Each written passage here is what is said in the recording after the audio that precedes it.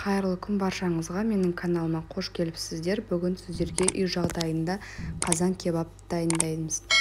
Ол үшін бізге осылай картошка, пиязды ашып, жуып, турап аламыз. Қазанға майды құйып, қыздырып, үстіне етімізді салып, 15-20 минуттай қуырып аламыз.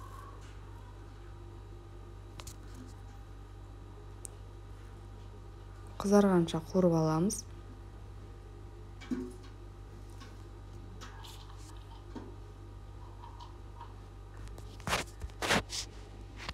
Осылай қызарғанша қуырып аламыз. Өте жұмсақ болып шығады. Үстіне пиязымызды салып, араластырып аламыз.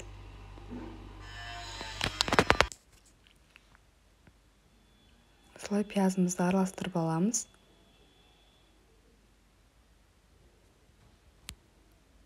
Үстіне картопты салып, картопты да қызарғанша қуырып аламыз.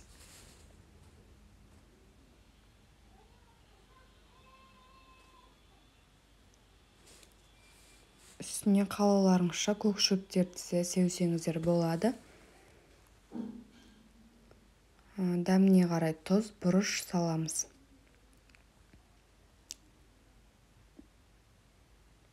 Және араластырып аламыз.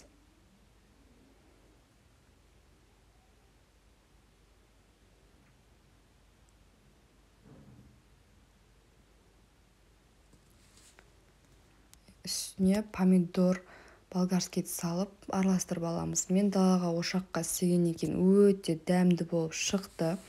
Сіздер де жасап көріңіздер, осы рецептпен өкінбейсіздер. Өте дәмді. Үстіне аздап су құйып, баяу отта 1-1,5 сағатқа бұқтырып аламыз. Осымен тамағымыз дайын. Ас болсын. Каналға тіркеліп, лайк басып, қоңырауша белгісін басуды ұмытпаңыздар.